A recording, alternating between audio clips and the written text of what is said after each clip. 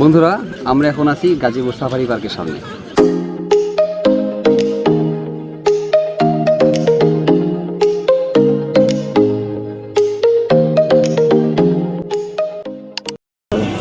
বন্ধুরা আসসালামু আলাইকুম। আমরা এখন আছি গাজীপুর সাফারি পার্কের সামনে। গাজীপুরের শ্রীপুরে এই সাফারি পার্কে অবস্থিত। এখন আমরা এই সাফারি পার্কের ভিতরে ঢুকবো। এক সময় এই সাফারি পার্কের নাম ছিল বঙ্গবন্ধু সাফারি পার্ক, যেটা এখন হয়েছে গাজীপুর সাফারি পার্ক। আমার হাতে রয়েছে টিকিট, পার টিকিট 50 টাকা করে। আমরা দুজন এখন ঢুকবো। বাই দ্য ওয়ে, যদি কেউ ফরেনার হয় তার জন্য 1000 টাকা লাগে। সাফারি পার্কের সামনে অবস্থিত এই বিস্তৃত খোলা অংশে আপনি বেশ কিছু খাবারের দোকান পাবেন। আপনি ইচ্ছা করলে এখান থেকে খেয়ে নিতে পারেন বা এখান থেকে খাবার কিনে নিয়ে আপনি পার্কে প্রবেশ করতে পারেন। কারণ সাফারি পার্কের ভিতরে আসলে নামমাত্র এক রেস্টুরেন্ট রয়েছে, যা বেশিরভাগ সময় বন্ধ থাকে। আর যদি আপনি সেখান থেকে খাবার পেয়েও যান, তার মূল্য সাধারণত অনেকটাই বেশি হয়। বন্ধুরা, সাফারি পার্কের গেটের সামনে একটা গোলার দোকান পেয়ে গেলাম। ঠান্ডা গোলা নিয়ে নিলাম। এখন আমরা গোলা খাবো আর পার্কে ঘুরবো। সাফারি পার্কের মূল ফটক দিয়ে ঢুকলেই আপনি একটি 3 রাস্তার মোড় পাবেন। এই 3 রাস্তার মোড়ের ডান দিকে যে রাস্তাটা চলে গেল, সেটা হলো মূলত মসজিদের রাস্তা। যদি কেউ নামাজ পড়তে চান, তবে এই রাস্তা দিয়ে গেলে আপনারা একটু সামনেই মসজিদ পাবেন, সেখানে সালাত আদায় করতে পারবেন। বাদিকে রাস্তায় চলে গেলে পাবেন মিউজিয়াম সহ অন্যান্য অংশ, এবং সোজা যে রাস্তা দেখা যাচ্ছে সেখান দিয়ে গেলে হবে কোর সাফারি। আমরা সিদ্ধান্ত নিলাম প্রথমে কোর সাফারিটা করে ফেলব। বাংলাদেশে 2টি সাফারি পার্কের মধ্যে গাজীপুর সাফারি পার্ক অন্যতম। মূলত এর অবস্থানের জন্যই এটি আরও বেশি আকর্ষণীয় হয়ে উঠেছে। গাজীপুর জেলার শ্রীপুর উপজেলার বাঘেরবাজার এলাকায় এই সাফারি পার্কের অবস্থান। ঢাকা ময়মনসিংহ মহাসড়কের কাছাকাছি অবস্থিত এই পার্কটি ঢাকা থেকে মাত্র 40 কিলোমিটার দূরে অবস্থিত। এটি এশিয়ার অন্যতম বৃহৎ সাফারি পার্ক, যা প্রায় 3690 একর সুবিশাল বনভূমির ওপর গড়ে তোলা হয়েছে।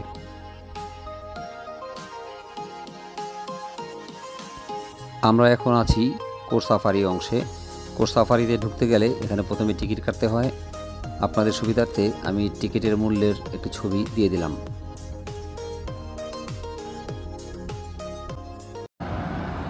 বন্ধুরা, আমরা এখন কোর সাফারি ভ্রমণ করব। এই যে টিকিট কেটেছি, ওই যে আমাদের বাস। আমরা এখন যাব কোর সাফারিতে। কোর সাফারি শুরু করতেছি। আমরা এখন গাড়ির মধ্যে আছি।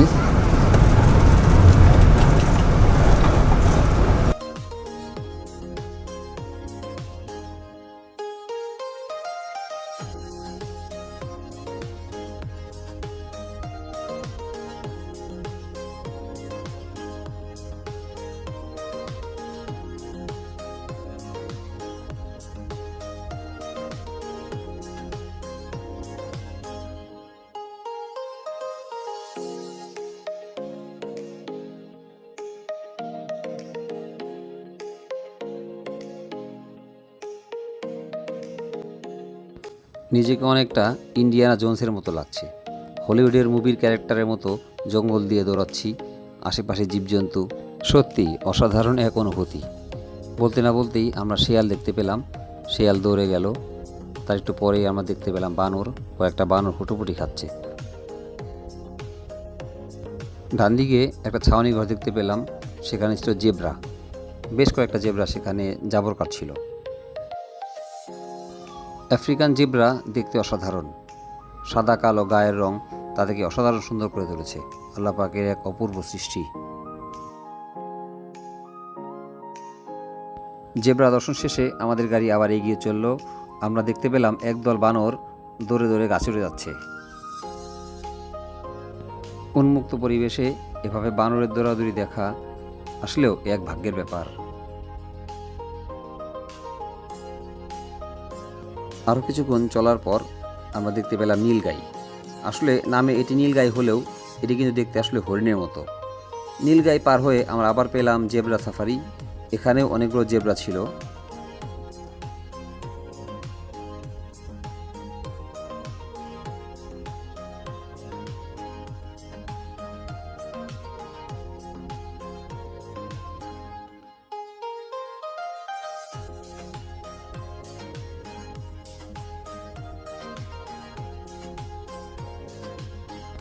এখন আমরা ঢুকবো হরিণ সাফারিতে।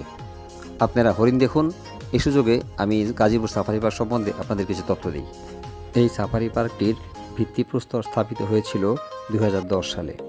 পরে 2011 সালের 2 ফেব্রুয়ারি আনুষ্ঠানিকভাবে বঙ্গবন্ধু শেখ মুজিব সাফারি পার্ক গাজীপুর এই নামে এর নির্মাণ কাজ শুরু হয়।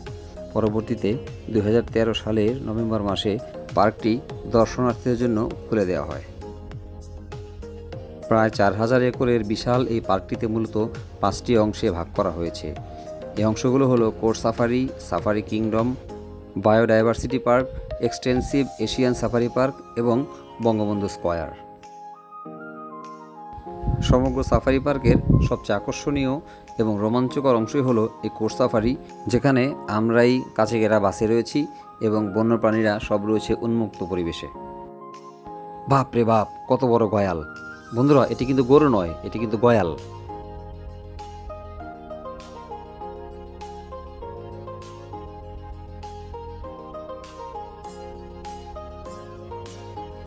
আমরা এখন প্রবেশ করতে যাচ্ছি কোর সাফারির মূল অংশে। প্রথমেই ভালুক সাফারি।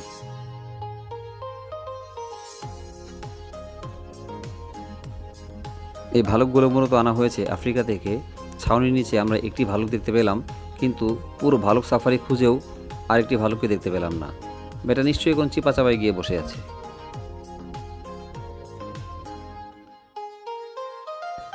ভালুক সাফারির পরেই এই গাজীপুর সাফারি পার্কে সবচেয়ে আকর্ষণীয় এবং রোমাঞ্চকর অংশ সিংহ সাফারি।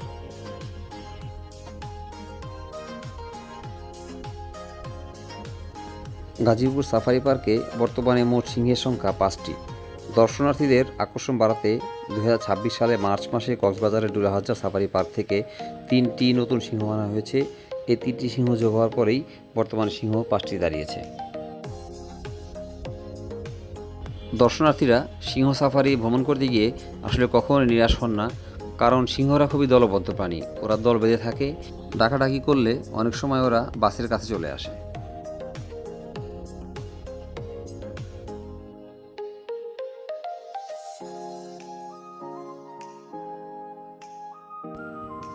আরও কিছু দূর যাওয়ার পর আমরা আরও এক দল সিংহ দেখতে পেলাম।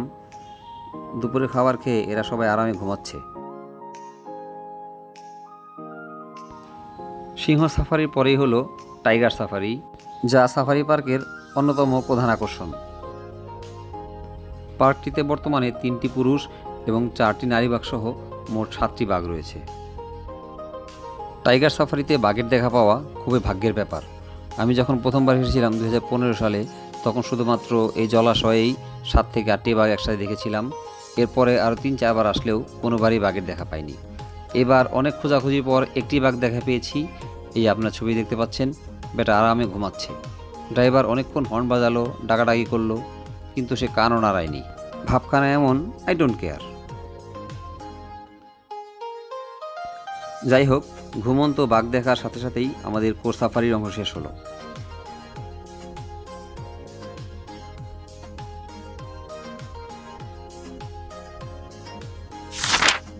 বন্ধুরা, আমরা আবার সেই মেন গেটের সামনে চলে আসছি, যেখান থেকে বাঁদিকের রাস্তা। এই রাস্তা দিয়েই আমরা এখন হাঁটবো এবং এখানে আমরা দেখতে পাবো ন্যাচারাল হিস্ট্রি মিউজিয়াম এবং আরও বিভিন্ন অংশ, যা আমরা আপনাদের এখন ঘুরিয়ে ঘুরিয়ে দেখাবো।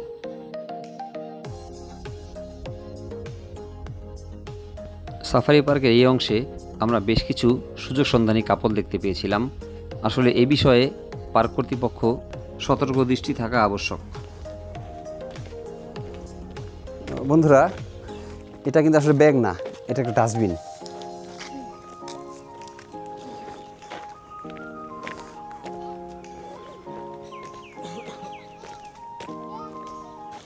বন্ধুরা, আমার পিছনে যে ভবনটি, এটি হলো গাজীপুর সাফারি পার্কের মিউজিয়াম, জাদুঘর। মূলত সাফারি পার্কে যে সমস্ত পশু পাখি প্রাণী মারা যায়, এগুলোকে তারা বিভিন্ন কেমিক্যাল দিয়ে এবং বিভিন্নভাবে প্রসেসিং করে এখানেই সংরক্ষণ করে। আমরা এখন এখানে ঢুকবো, আসেন আমাদের সাথে।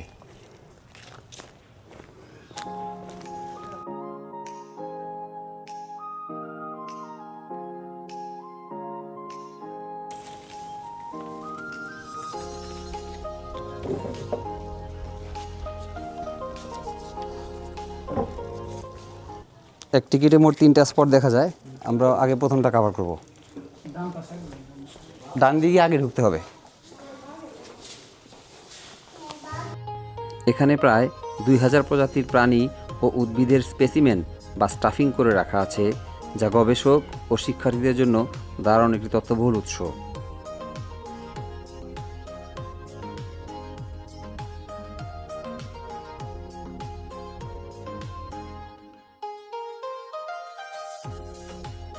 সাফারি পার্ক বা দেশের অন্যান্য স্থানে বার্ধক্য বা অসুস্থতায় মারা যাওয়া বাঘ, সিংহ, হরিণ, ভাল্লুক, কুমির সহ অন্যান্য বন্যপ্রাণীর চামড়া ও দেহাবশেষ সংরক্ষণ করে এখানে এমনভাবে প্রদর্শন করা হয় যা সেগুলোকে একদম জীবন্ত মনে হয়।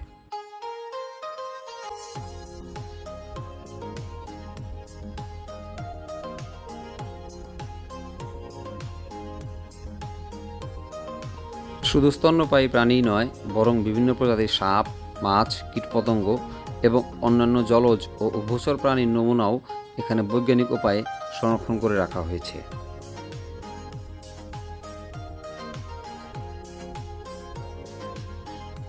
ডান দিকের ঘর থেকে বের হয়ে এখন আমরা বাঁদিকের ঘরে ঢুকে গেলাম।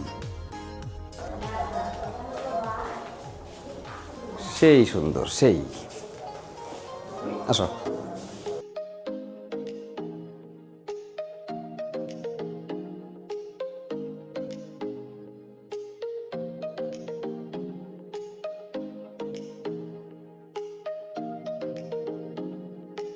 জীবিত হিংস্র বা বন্য প্রাণীদের খুব কাছ থেকে সাধারণত দেখা সম্ভব হয় না, কিন্তু এই মিউজিয়ামে সংরক্ষিত প্রাণীদের একদম কাছ থেকে দেখে তাদের আসল আকার আকৃতি সম্পর্কে পরিষ্কার একটি ধারণা পাওয়া যায়।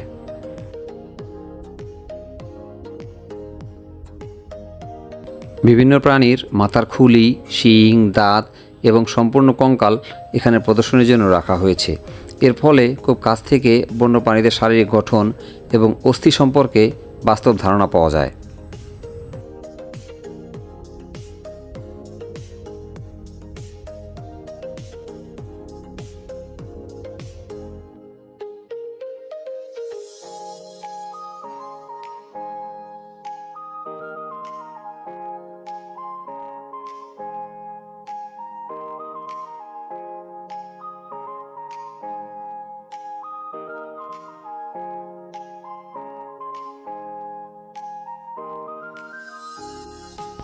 মিউজিয়াম থেকে বের হয়ে আমরা সোজা সামনের দিকে এগিয়ে গেলাম। আসলে সাফারি পার্কটি এত বড় যে এর দিক ঠিক রাখাও খুব মুশকিল, কোন দিকে কী আছে তা বোঝাও খুবই কষ্টসাধ্য।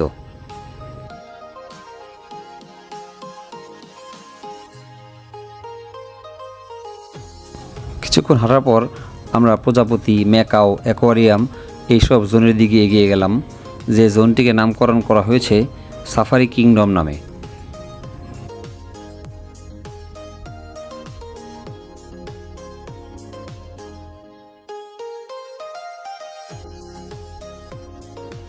$556 একরের এই অংশটি মূলত পায়ে হেঁটে ঘুরে দেখার জন্যই তৈরি করা হয়েছে। সাফারি কিংডমের মধ্যে রয়েছে ম্যাকাওল্যান্ড, মেরিন অ্যাকোয়ারিয়াম এবং ক্রোকোডাইল পার্ক, প্রজাপতি সাফারি সহ ফ্যান্সি কাপ গার্ডেন, হাতি শো গ্যালারি, এগ ওয়ার্ল্ড এবং অর্কিড হাউস।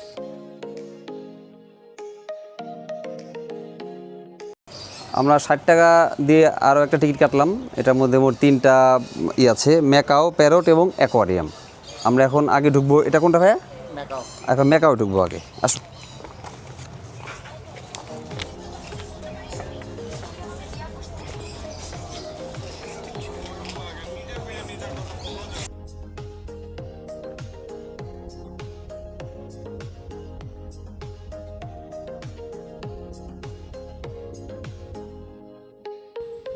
আমরা এখন আছি ম্যাকাওল্যান্ডে। ম্যাকাওগুলো আকৃতিতে বিশাল হওয়ায় এরকম শিকল দিয়ে গেট বানানো হয়েছে যাতে ম্যাকাওগুলো উড়ে বাইরে যেতে না পারে।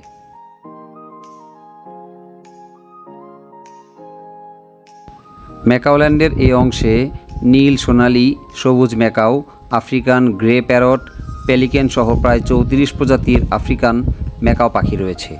এই পাখিগুলো আকৃতিতে বিশাল, কাজেই আপনি যদি বাচ্চা নিয়ে আসেন তাহলে অবশ্যই সাবধান থাকতে হবে।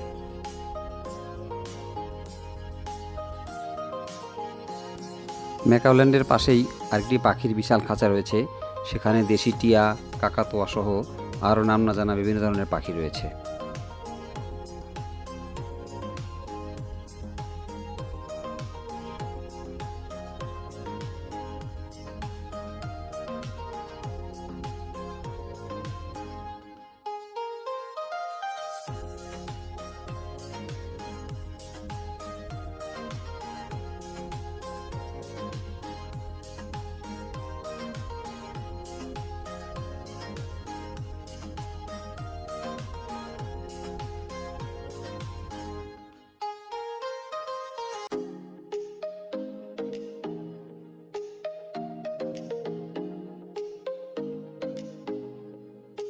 ম্যাকাওল্যান্ডের ঠিক পাশেই অবস্থিত মেরিন অ্যাকোয়ারিয়াম। এখানে ক্রোকোডিল ফিশ, টাইগার ফিশ, অস্কার এবং 20 সেকেন্ড পর পর রং বদলানো চিকলেট মাছসহ প্রায় 20 প্রজাতির মাছ দেখা যায়।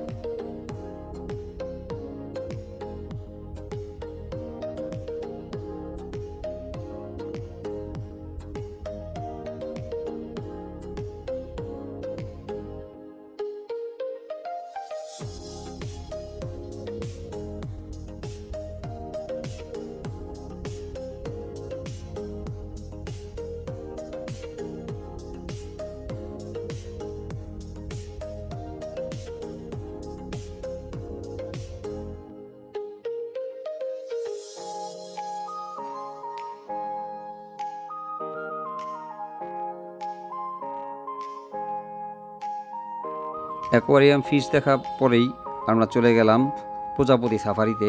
অ্যাকোয়ারিয়াম ফিশের ঠিক পরেই এটির অবস্থান। প্রজাপতি কর্নারে প্রায় 26 প্রজাতির প্রজাপতি সংরক্ষণ করা হয়েছে।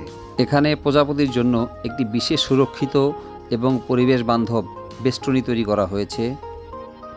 বিশাল আকারের জাল দিয়ে ঘেরা এই জোনের ভেতরে প্রবেশ করলে চারপাশটা একটা মিনি বনের মতো মনে হয়। এখানে প্রজাপতির পছন্দসই বিভিন্ন ফুল, ঔষধি গাছ এবং লতাগুল্ম রোপণ করা হয়েছে, যা তাদের খাবার এবং প্রজননের জন্য উপযুক্ত পরিবেশ তৈরি করে।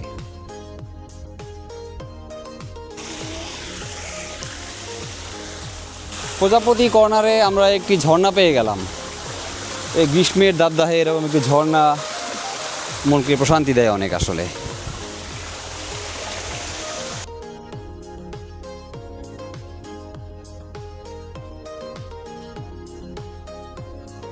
এই কর্নারে শুধু রঙিন ও পূর্ণাঙ্গ প্রজাপতিই নয়, বরং প্রজাপতির জীবনের বিভিন্ন পর্যায় যেমন ডিম, শুঁয়োপোকা এবং পিউপা খুব কাছ থেকে দেখার সুযোগ থাকে, যা দর্শনার্থী এবং শিক্ষার্থীদের জন্য অত্যন্ত শিক্ষণীয় একটি ব্যবস্থা।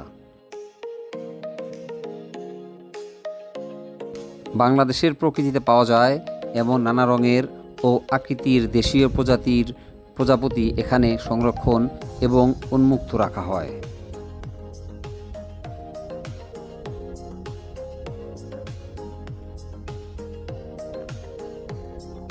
পার্কের এই জোনটি তৈরির মূল উদ্দেশ্যই হলো সাধারণ মানুষকে এই প্রজাপতি এবং সামগ্রিক পরিবেশ সংরক্ষণের গুরুত্ব তুলে ধরা।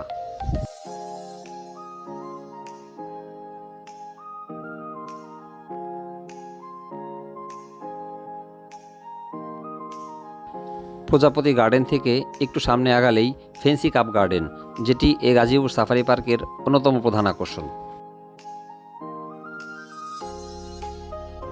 কয়েক বছর আগে যখন এই সাফারি পার্কে এসেছিলাম তখন অসাধারণ কিছু কার্প মাছ দেখেছিলাম, তবে এখন তা সম্পূর্ণ অনুপস্থিত। দর্শনার্থীদের অন্যতম আকর্ষণের কেন্দ্রবিন্দু ছিল এই জায়গাটি। যাই হোক, এক বুক হতাশা নিয়ে আমরা এগোলাম কুমিরের দিকে। এখন কুমির দেখার পালা।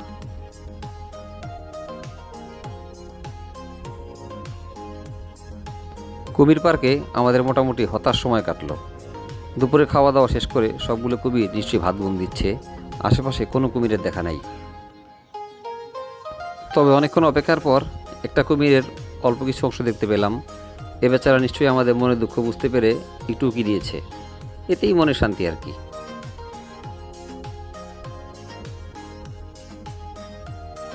কুমির সাফারি শেষ করে আমরা সোজা হাঁটতে লাগলাম এই জলাশয়ের পাশ দিয়ে। আমাদের গন্তব্য জলহস্তি সাফারি। খুবই সুন্দর রাস্তা, চারদিকে সবুজ গাছগাছালি এবং খুবই নির্জন।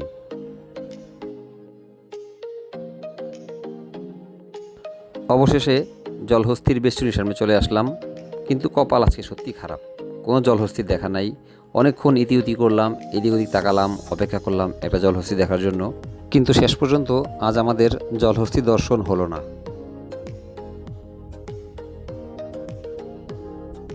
সেখান থেকে চলে এলাম শকুন পুনর্বাসন কেন্দ্রে। এটি এমন একটি জায়গা যেখানে অসুস্থ শকুনদেরকে চিকিৎসার মাধ্যমে সুস্থ করে তোলা হয়। অবশ্যই ভালো একটি উদ্যোগ। শকুন পুনর্বাসন কেন্দ্রের পাশেই রয়েছে ঝুলন্ত ব্রিজ। 10 টাকা দিয়ে টিকিট কেটে এই ঝুলন্ত ব্রিজে ওঠা যায় এবং সেখান থেকে হাতিও দেখা যায়। এই হাতিগুলো আসলে এলিফ্যান্ট রাইডের জন্যই রাখা হয়েছিল।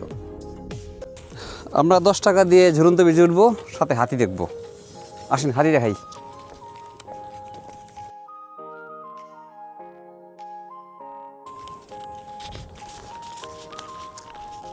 দশ টাকা দিয়ে টিকিট কাটছিলাম ঝুলন্ত ব্রিজ দেখার জন্য, সাথে ঝুলন্ত ব্রিজ থেকে হাতি দেখার জন্য। তবে ঢুকেই আসলে প্রথমেই সারস দেখতে পেলাম, এটা মোটামুটি ফ্রি বলা যায়। আর এই পাশটাও কিন্তু খুব সুন্দর, গাজীপুরের ট্রেডমার্ক ভাওয়ালের জঙ্গলের মতো গজারি বন, শালবন যেগুলা। আসেন সারস পাখি দেখাই।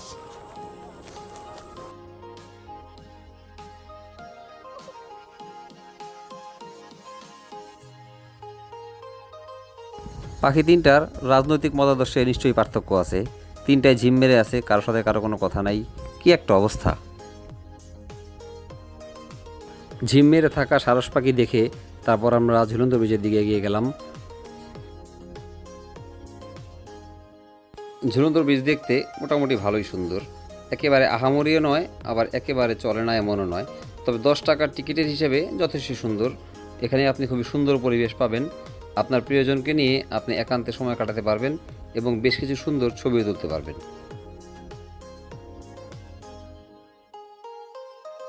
ঝুলন্ত সেতুর শেষ মাথায় গেলে সেখান থেকে 4টি হাতি দেখা যায়, মোটামুটি দানব আকৃতির হাতি।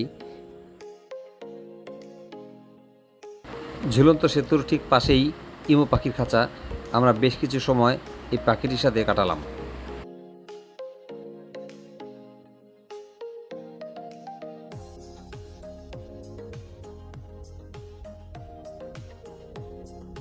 একটা বিষয় খুব ভালো লাগলো, সাফারি পার্কের বেশ কিছু জায়গায় নিরাপদ পানির ব্যবস্থা রয়েছে।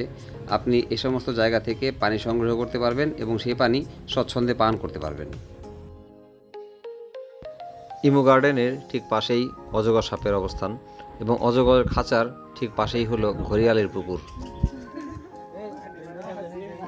ঘড়িয়ালটি নিজে মনে ছিল, কিন্তু কয়েকটা দুষ্ট ছেলে বেশ কয়েকটি ইট মারার কারণে পরে ঘড়িয়ালটি পানির নিচে চলে যায়। আসলে আমাদের আরেকটু সতর্ক থাকা উচিত, যদি ইটটি ঘড়িয়ালের গায়ে লাগতো তবে সে আহত হতে পারত। অনেকক্ষণ চেষ্টা করার পরেও ক্যামেরায় অজগর সাপ দেখা গেল না। অজগর সাপের খাঁচার পাশেই বেশ কিছু পাখির খাঁচা ছিল। অজগর সাপ দেখা শেষ করে আমরা সেই পাখিগুলো দেখলাম, ভালোই সময় কাটলো।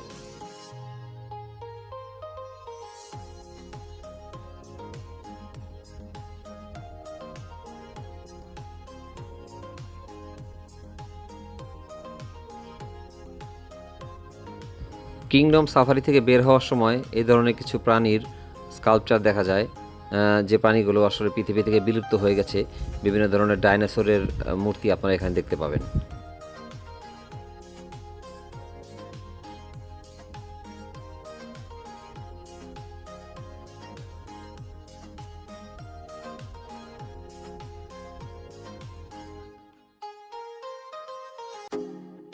সাফারি পার্কের সম্মুখভাগেই আপনারা এরকম বিশাল উদ্যান দেখতে পাবেন। আপনি এখানে খুবই সুন্দর সময় কাটাতে পারবেন আপনার প্রিয়জনকে নিয়ে। এখানে বসার জন্য বিভিন্ন রকম বেঞ্চ রয়েছে, সেখানে বসে গাছের ছায়ায় আপনি খুবই সুন্দর সময় কাটাতে পারবেন।